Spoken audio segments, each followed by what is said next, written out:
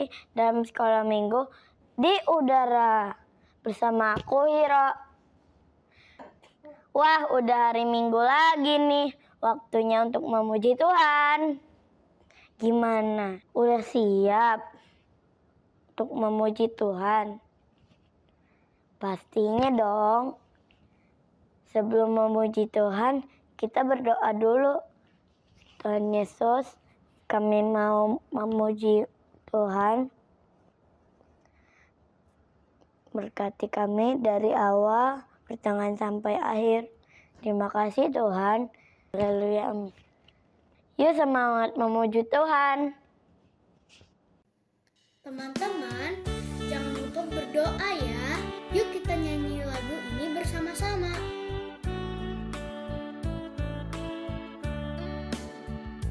Saya senang berdoa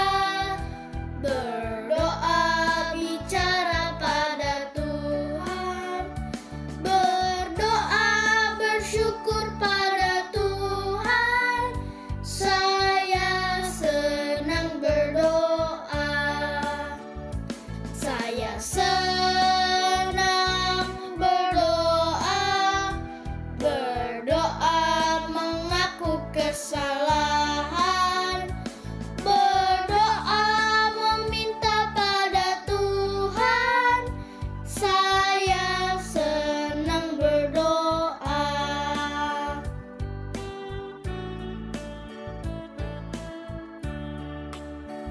Saya senang berdoa bicara pada Tuhan, berdoa bersyukur pada Tuhan. Saya senang berdoa. Saya senang berdoa mengaku kesalahan, berdoa meminta pada Tuhan. Saya senang berdoa.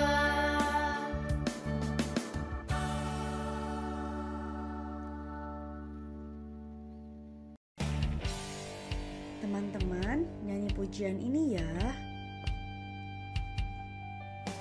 Tuhan Allah di tengah kita besar, besar. Dia senangkan dan girangkan dengan sukacita. Dia mengasihi dan bersuka karena kita. Tuhan Allah di tengah kita besar, besar, besar.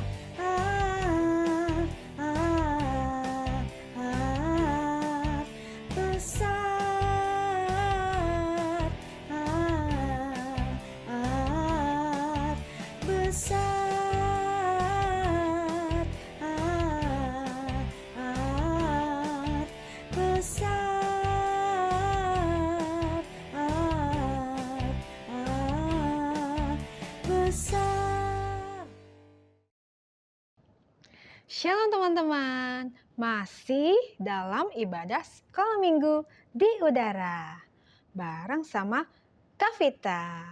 Teman-teman, apa kabar semuanya? Semua sudah siap untuk sama-sama belajar kebenaran firman Tuhan? Pastinya ya. Sebelumnya kita mau berdoa dulu. Ayo teman-teman, kita bersatu di dalam doa.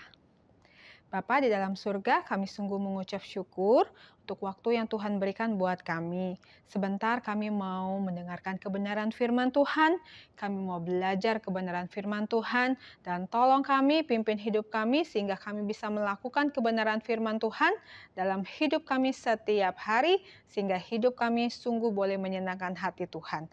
Di dalam nama Tuhan Yesus, kami menyerahkan waktu ini sepenuhnya ke dalam tangan-Mu. Terpujilah Engkau Tuhan, kami berdoa dan mengucap syukur. Haleluya, amin. Puji nama Tuhan. Oke teman-teman, minggu ini kita masih akan mendengar cerita tentang Nabi Elisa.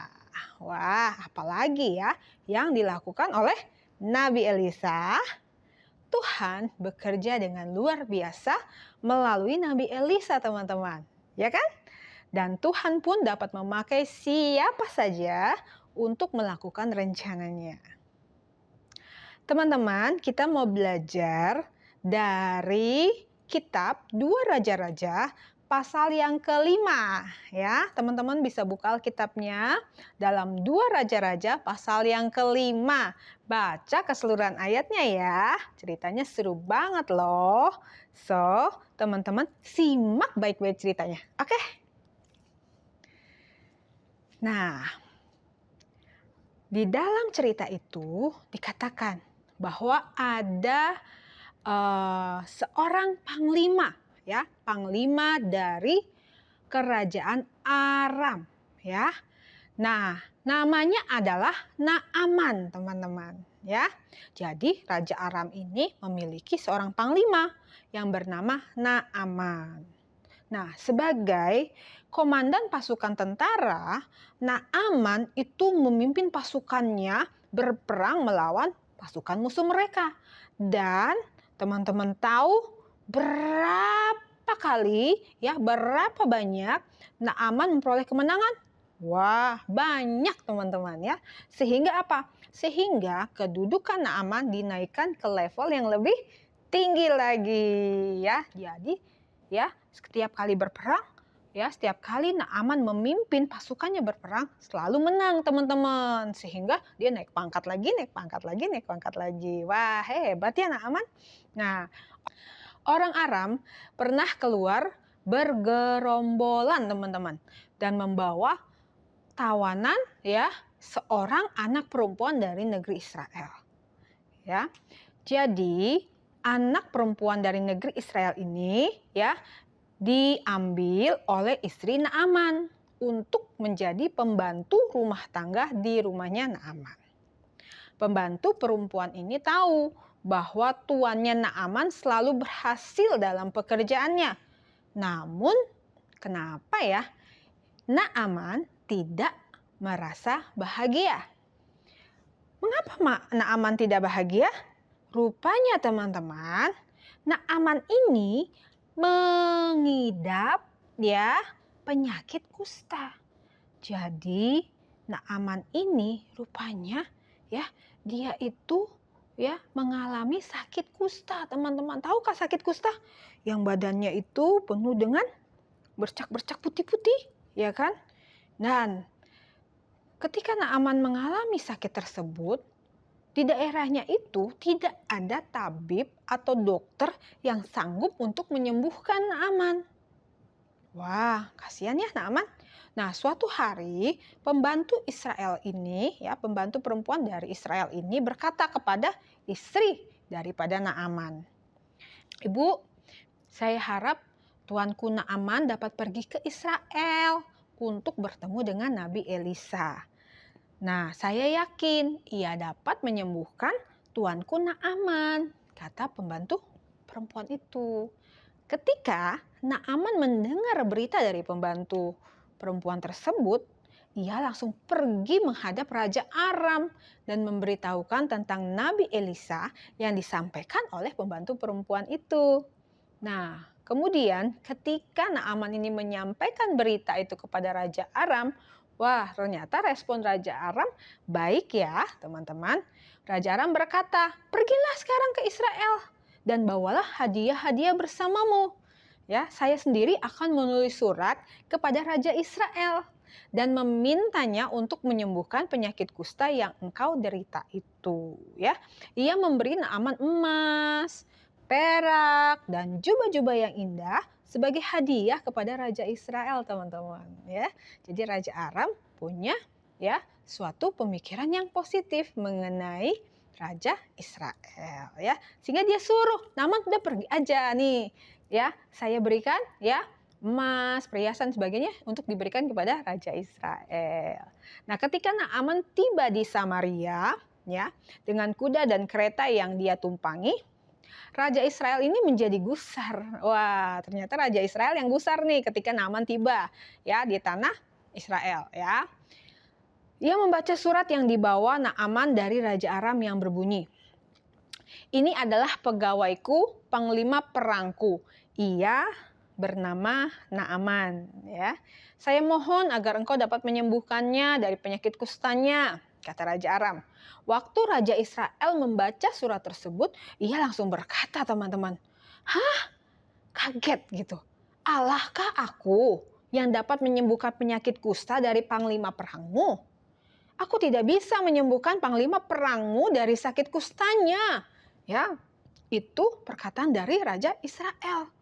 Wah, dia berpikir, jangan-jangan ya Raja Aram itu sedang mencari gara-gara terhadap aku. Wah, kok kurang baik ya pemikirannya ya.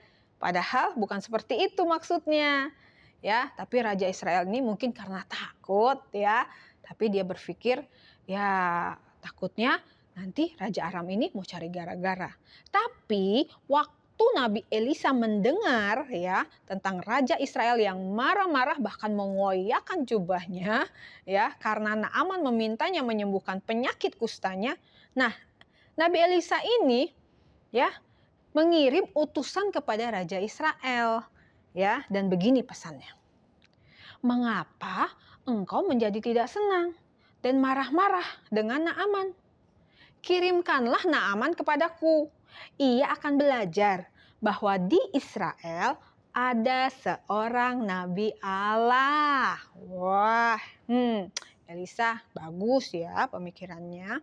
Ya, jadi Elisa melihat bahwa ini merupakan kesempatan yang baik untuk menyaksikan tentang Allah yang benar, Allah yang hidup kepada orang-orang Aram. Nah, orang-orang Aram adalah orang-orang yang belum percaya kepada Tuhan Yesus, teman-teman. Tidak percaya kepada Tuhan yang benar yang kita sembah. Untuk itu, Elisa ya melihat bahwa ini adalah sebuah kesempatan yang baik sekali supaya orang-orang yang belum percaya kepada Tuhan bisa melihat bagaimana perbuatan tangan Tuhan Israel yang dahsyat ya. Nah, pada waktu Naaman tiba di rumah Elisa, akhirnya Naaman tiba nih ya ke rumah Elisa ya. Ia mengharapkan sesuatu yang menakjubkan dan menarik akan terjadi. Wah, Naaman nih ekspektasinya tinggi banget nih ya. Dia berharap bahwa akan terjadi satu mukjizat yang luar biasa gitu di depan matanya. Tapi sepertinya ya Elisa tidak terlalu peduli dengan kedatangan kuda dan kereta yang berhenti di depan rumahnya. Elisa bahkan menyuruh salah seorang pembantunya dengan pesan, pergilah ya dan mandilah sebanyak 7 kali di sungai Yordan dan engkau akan menjadi sembuh. Nah, ketika Naaman mendengar pesan yang disampaikan oleh Nabi Elisa, Naaman menjadi amat tersinggung dan marah ya. Wah, aku sudah datang, dia cuma kasih pesan seperti itu. Ia berkata kepada pembantu Elisa, saya berpikir Nabi Elisa akan keluar dan berbicara kepadaku. Saya berpikir ia akan menaruh tangannya ke atas tubuhku yang terkena kusta dan memanggil nama Tuhan Allahnya dan menyembuhkan aku. Apa yang disuruh oleh Nabi Elisa? Mandi di sungai Yordan yang kotor dan menjijikan itu. Wah, teriak Naaman. Dia sangat kecewa, teman-teman. Masa aku suruh mandi di sungai Yordan? Sungai Yordan tuh kotor sekali, kata Naaman seperti itu. Di negeriku itu masih banyak sungai yang lebih bersih daripada sungai Yordan. Lalu karena begitu kecewanya ia berbalik dan meninggalkan rumah Nabi Elisa. Hamba-hamba Naaman melihat bahwa dalam diri tuannya Naaman ada kesombongan. Ya, jadi ketika prajuritnya, pasukannya itu melihat, ya ampun Naaman, ya kan, kenapa sombong sekali, ya. Namun mereka juga menyadari bahwa jika Naaman tidak melakukan seperti yang dikatakan Nabi Elisa, maka ia tidak akan disembuhkan. Jadi mereka mencoba membujuk Naaman ya, walaupun mereka lihat, aduh sombong banget sih Naaman ya, cuma disuruh gitu aja nggak mau kan, ya kan. Nah kemudian mereka membujuk Naaman nih teman-teman. Mereka berkata, jika Nabi itu memintamu untuk melakukan sesuatu yang sukar, Bukankah engkau akan melakukannya? Nah, sekarang jika ia hanya memintamu untuk mandi sebanyak 7 kali di sungai Yordan, bukanlah itu hal yang mudah? Jadi, kenapa tidak menurutinya? Ya, lakukan saja, turuti saja permintaannya. Itu kan sesuatu permintaan yang mudah. Mudah nggak teman-teman? Suruh mandi doang. Suruh mandi 7 kali, kamu akan sembuh. Sesuatu yang mudah kan untuk dilakukan? Ya, walaupun agak aneh permintaannya, tapi sesuatu yang mudah untuk dilakukan. Nah, jadi Naaman akhirnya ya udahlah, oke lah gitu. Pergi dia ke Sungai Yordan. Sementara itu para pembantu-pembantunya memperhatikan, ya. Ketika Naaman mulai masuk ke dalam air Sungai Yordan, ya. Kemudian Naaman mulai memasukkan tubuhnya ke dalam air sungai itu. 1 kali penyakitnya belum hilang. 2 kali masih ada ya. 3 kali, wah belum terjadi apa-apa. 4 kali, waduh kok masih ada kustanya ya. Ketika Naaman memasukkan tubuhnya ke 5 kali, ke 6 kali ya, penyakit kusta di tubuhnya masih belum hilang teman-teman. Wah, Naaman mulai menggerutu. Dia berteriak kepada pembantu-pembantunya, ini mah nggak mungkin, ini tidak menolong. Kayaknya nggak mungkin deh aku bisa sembuh dengan cara seperti ini, kata Naaman seperti itu. Tapi pembantu-pembantunya mensupport dia ya. Mungkin menteriaki dia gitu. Sekali lagi Tuhan, sekali lagi, ayo sekali lagi. Ya kan? Akhirnya Naaman mencelupkan kembali tubuhnya ke dalam Sungai Yordan itu yang ke-7 kali. Ya. Ketika ia masukkan tubuhnya ke dalam air itu, ya sekali lagi ya yang ke-7 kali, dan waktu ia muncul dari dalam air pada kali yang ke-7 itu, pembantu-pembantunya berteriak teman-teman. Lihatlah, penyakit kustamu telah hilang. Wow. Setelah yang ke-7 kali, ya penyakit kusta daripada Naaman itu sudah hilang, lenyap, total, bersih teman-teman. Dan tubuh Naaman kembali seperti semula, bersih, ya. Tidak ada bekas-bekasnya sama sekali, ya kan? Penyakit kustanya telah hilang total, ya. Tubuhnya benar-benar sudah bersih, sehat kembali. Wow! Itu perbuatan siapa? Apa karena dia berendam di Sungai Yordan sehingga dia bisa disembuhkan? Bukan ya teman-teman. Itu karena perbuatan Tuhan, ya. Yang harus dilakukan oleh Naaman adalah tadi taat aja melakukannya sebanyak 7 kali, ya kan? Mandi di air Sungai Yordan sebanyak 7 kali. Itu aja yang harus dilakukan oleh Naaman, dan karena dia taat sehingga dia boleh mendapatkan kesembuhan dari Tuhan. Puji nama Tuhan. Nah, segera Naaman ya setelah sembuh kembali ke rumah Nabi Elisa untuk menyampaikan ucapan terima kasih ya. Nah, kali ini Nabi Elisa keluar untuk menyambut kedatangan Naaman sebagai tamu yang penting ya. Kata si Naaman begini, Allahmu ya adalah benar-benar Allah yang hidup dan berkuasa. Wah. Jadi Naaman itu bersaksi bahwa dia sungguh-sungguh merasakan ya mukjizat ya dari Tuhan yang hidup dan berkuasa.